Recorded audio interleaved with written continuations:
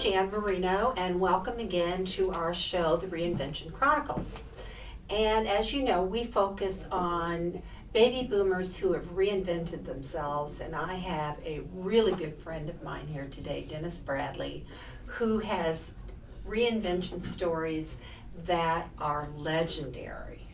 And so that's why I wanted to talk to Dennis about his various adventures. Okay. Okay? Yes. So why don't you tell me, first of all, what you're doing right now, Dennis? Well, right now I'm doing two things. One is I'm doing outplacement coaching, consulting, primarily with executive C-suite, for executives who have lost their jobs for one reason or another and trying to transition back into another job. Okay.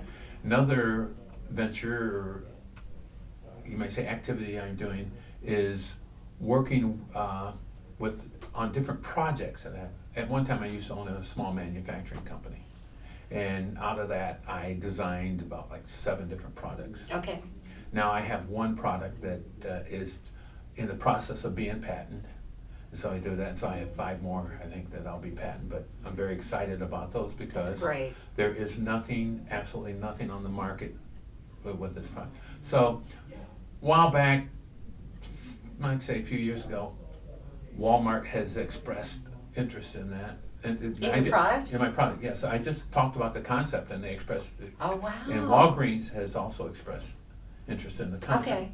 But getting it actually, you can say, patented and on the market Yes. was quite prohibitive at the time because it was like $20,000 to do that. Well, now it's being done by John Marshall Law School. And Oh, pro bono, great. and the only fee I have to pay is the fee that the government charges for doing this. So I'm I'm really excited about That's this. great, Dennis. And hope to have the product on the market in around June, July timeframe. And I don't know whether some people said, well, maybe try Shark Tank. I don't think I'll do Shark Tank, but QVC would be an ideal place. I could see to him do on that. Shark Tank. Yeah, but, I could. Could you? Okay, so. But that's one potential source. Okay. But there's a long way I've got to meet with maybe marketing, packaging. Right.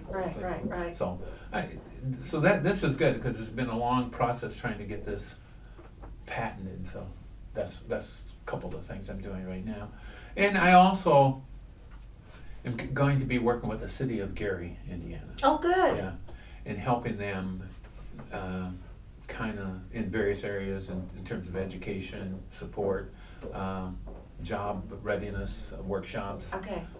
looking at their transportation situation. Yeah. And so there's a lot of things on my plate. Too many maybe. But you've always had a lot of things going on. I mean, as long as I've known you, Mm-hmm. you're always, that part of your mind that invents things is always going. And Yeah. then you're always trying to stay out of trouble with, the executives and coaching them. Well, no, that's kind of interesting, kind of fun. The executives, some of them can present a challenge in trying to help them get back into the. Well, yeah, what is the But- biggest challenge you run into with executives who, have maybe been at a big job for a long time and suddenly they find themselves without a job? The biggest challenge with executives is really getting them to transition their thinking, their mind, into a new frame, a new set of ideas, such as, I need to network, Yeah. I need to, here's how I do a resume, here's how I do a job search, and so those are like the 3 things. But I have a methodology that I use. I've Right. worked with, and I developed it over a course of time. And my model is, if you get the interview, you get the job using the methodology that I have. So, and Yeah. it's worked. And it works. It works. Yes. It works. Yeah. So I'm kind of excited. I have the record for as a consultant with another company that I helped a client, and he got a job within 13 days, and All right. making 3 times the amount of money he was making. Wow. This is executive. And the thing that was interesting about that is that when I was explaining the methodology to him, okay, he had some reservations about, well, I don't know if it's going to work, and I don't understand that. I told him, well, just give it a try. Let's see what happens. And like I said, 13 days later, I got an email from him saying that this is what happened. Of course, he didn't offer to share any of that triple amount of money that You know, you can't have everything, but Really, but- you really should. Yeah, you really should. I mean, really. And then a lot of it too, I try to give back, and I've tried to do workshops for veterans. Right, and you've done a people. lot of work with Yeah, veterans. and I did one for the city of Chicago, outplacement workshop, where they had like 100 people there in in fact, in the Harold Washington Library down in the basement there.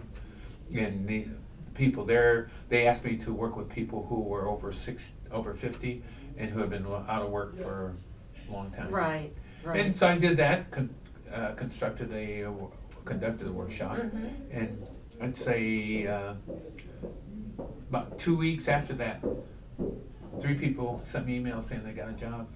They were out of one place, so that's a couple of things I did. So I remember, because Dennis and I have known each other a long time, once you told me that you're a musician too, right?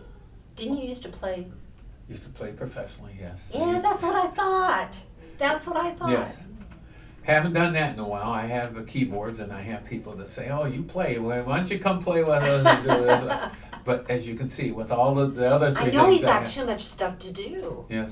Yeah. So I have some keyboards at the house, and matter of fact, I got a guitar that came free, but it's there. So, But it's there, so, okay. Yeah. So hopefully, maybe this summer I'll get some time to. Who's your spend- favorite musician? I don't have a favorite musician because What kind of music do you I like? don't have favorite music. Why am I asking these questions? Because, let's see, I studied classical piano coming up. Oh, So okay. I like operas, I like plays, when I played professionally, I played in country western, I played blues bands, I played rock bands, so. I don't see you in country. They didn't either, but they had me. Excellent. They Excellent, wanted Dennis. me to play, so Excellent. but it was fun. This was in It's South funny. Carolina, Myrtle Beach, South Carolina. Oh my gosh, yeah, sure. Played many Alright. nights there, so. Well, listen, my friend, how can people get a hold of you if they want to know more about what you're doing and if you can help them and all that kind of stuff? How do they get a hold of you? Well, I'm sure I can help them. I know you can. Well, my email is dabradley@ctagrp.com. Career Transition Advisors Group is the name of the company, ctagrp.com.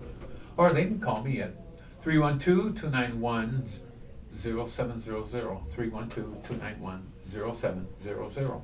Great. Well, this has been a really, really great show. I really appreciate you coming, Dennis. It's been fun. Thanks so much. Thank you. Okay, everybody. See you later.